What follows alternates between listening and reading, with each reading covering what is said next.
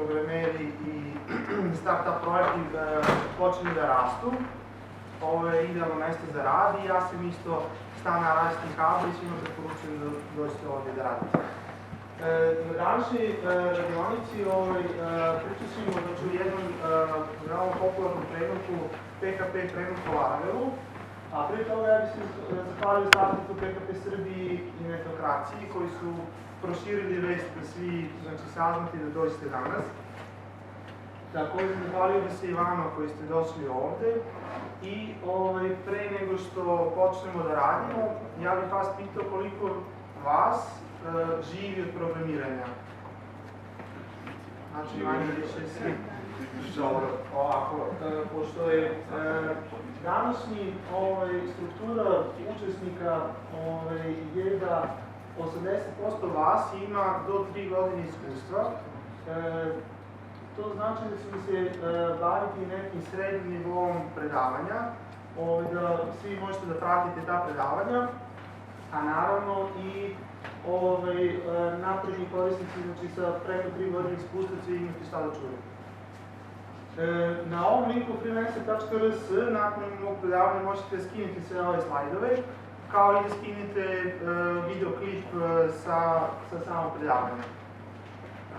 Druga stvar što me interesuje, malo kažem direktno pitanje, koliko vas zarađuje preko 1.500 € u ovom trenutku od programiranja? Godišnji, mesečno. Evo ovako, znači suština je, ajde kažem, nije suština samo u novcu, znači tih 1.500 € i naviše, ali suština znači da imate dobro znanje u programiranju i da samim tim možete da pređete taj prag, a kad pređete taj prag, onda ćete napredovati još više. Ja sam, da kažem, marljivo učio i radio i tako dalje, inače ja se zovem Goran Ćirković, imam 10 godine iskustva i trenutno radim za jednu nemačku firmu koja razvija aplikacije za Audi i za Porsche. Tako da sam ja sad u jednom internacionalnom timu i ja ću truditi da vam prenesem sva znanja, koliko mogu naravno danas, u vezi sa jednim standardnom programiranju, PHP programiranju i pored toga da vam prenesem još da kažem znanja i vještine u komunikaciji između programera. Jako je bitno da delite svoje znanje sa svojim kolegama. Svi smo mi, da kažem, ovde radili za sebe ili za neke male klijente u nekim stanovima ili kancelarijama i, kažem, čuvali te svoje tajne, dok u velikim timovima i velikim ozbiljnim kompanijama, znači znanje se deli, tako da mi možemo svi da napredujemo. To je jako bitno, znači da vi sami tražite pomoć i da dajete pomoć i tako dalje. Evo ovako, ovaj današnji plan radionice, znači, pošto, da kažemo, 80% vas ima neka osnovna znanja, tako ćemo mi u prvom delu kojim će se najmanje baviti, proći na brzaka originalno o orijentisnom programiranju i šta je znači MVC, šta je framework, šta je Laravel, šta je Composer i proći ćemo kroz strukturu fajlova, instalaciju Laravela i tako dalje. U drugom delu ćemo se baviti suštinom samog Laravela, znači od kontrolera baze, modela, view-a i tako dalje.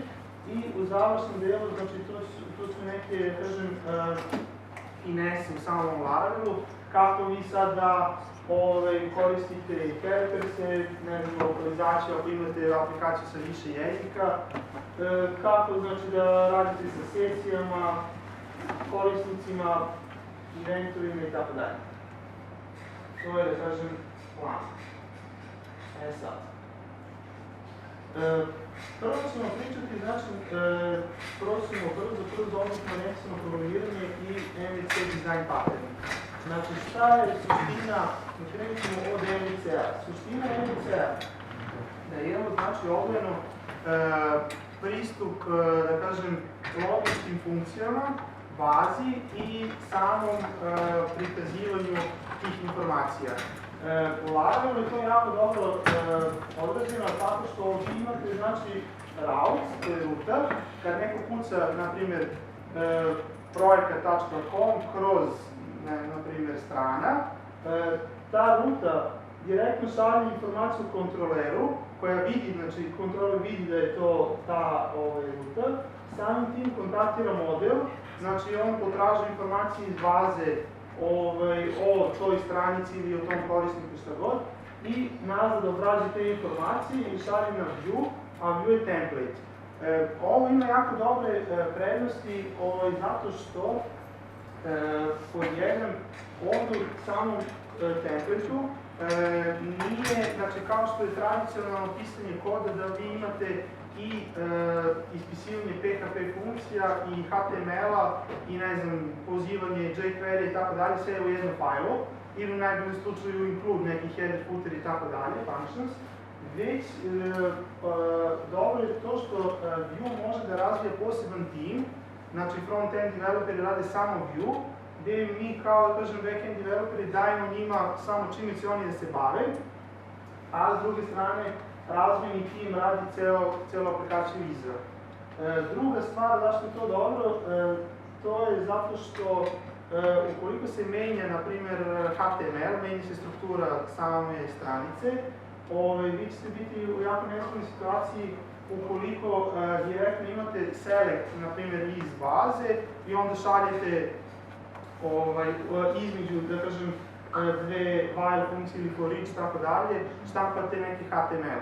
To znači da vi kad dizajner zameni tamo neki HTML, opet morate da menjate svoj kod.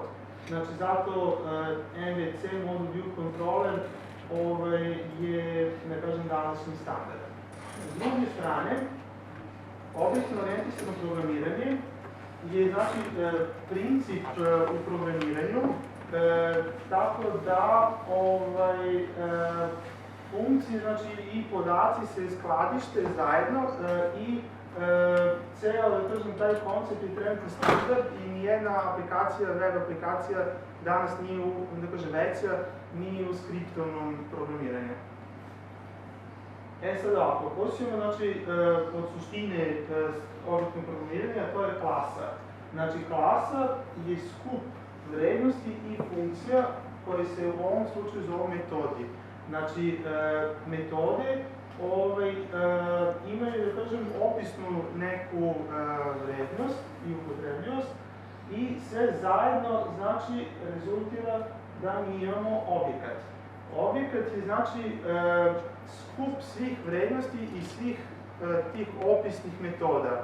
Ako kažemo, na primjer, user, da je to jedan objekat, mi imamo, znači, pored toga što znamo koji je njegov name, email, ID i tako dalje, mi imamo i skup metoda koje prate ceo taj objekat, kao što je, ne znam, dodaj novog usera, briši usera, zameni ime i tako dalje.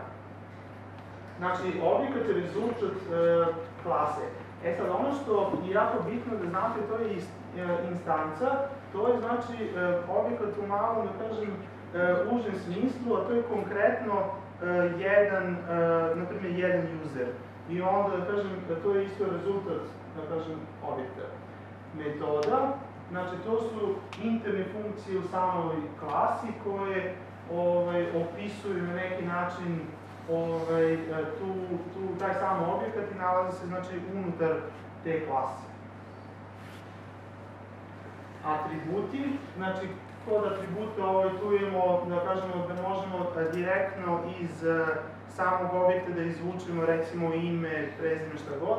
Znači, ne moramo da vučemo preko klase, znači metode, već preko metode, već možemo, kažemo, da zadamo neke atribute. Nasleđivanje kod klasa, znači, ukoliko imate neke klase koje, da kažem, mogu da se proširuju u neke druge klase, pritom, znači, ta glavna klasa se zove parent ili base klasa, a ta klasa koja se nastaje iz te glavne klase se naziva child klasa. Konkretan primjer, recimo, ako imate korisnike, users, i imate, recimo, izvedene klase kao što su, na primjer, employees, kao zaposleni, managers i tako dalje. Onda kažemo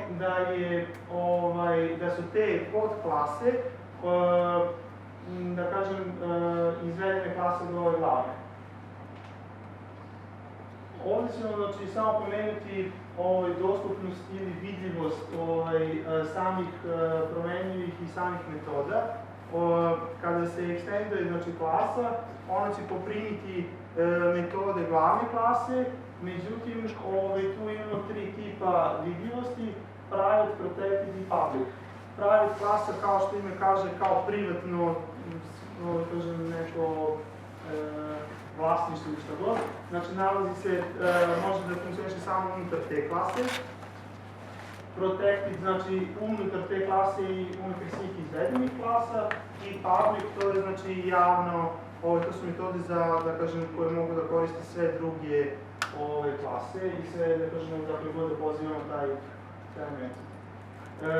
Interfejs, ovako, znači, pošto znamo da klase mogu da nasleđe samo jednu klasu,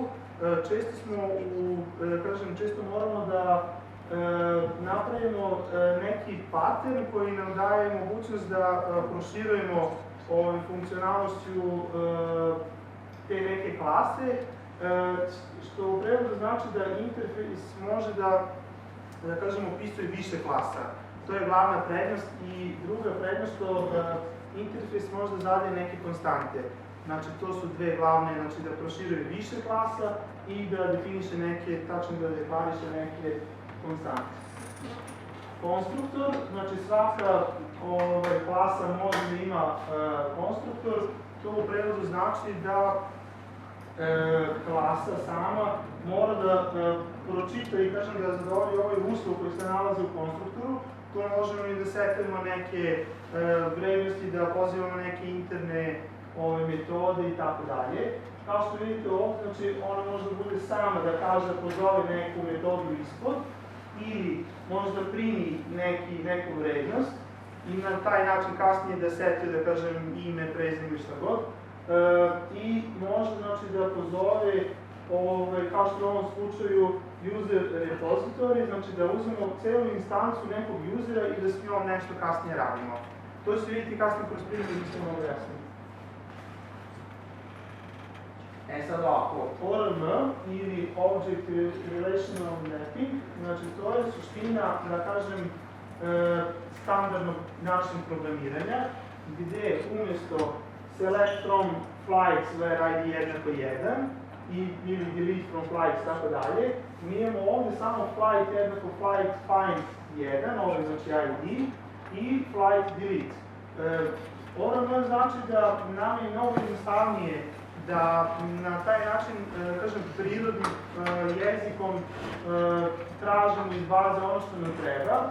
I druga jako bitna stvar, da, na primjer, imamo recimo ovdje flight, pa ne znam, category, pa crtica name. Znači da mi na taj način pravimo taj lanac upita gdje u pozadini samog sistema se vrše SQL upiti. Drugo je jako bitna stvar, da ovdje, znači ako radite tradicionalno, znači kroz čist PHP, imate veliku mogućnost da napravite SQL grešku ili opasnost od SQL injectiona. Ovo što je jako bitno je isto CRUD, znači to su neki termini čisto da znate o čemu se to radi. Znači to je skraćenica create, read, update i delete i rest. Znači to je isto princip u samoj arhitekturi gdje imamo get, post, put i delete. To ću pričati kasnije za.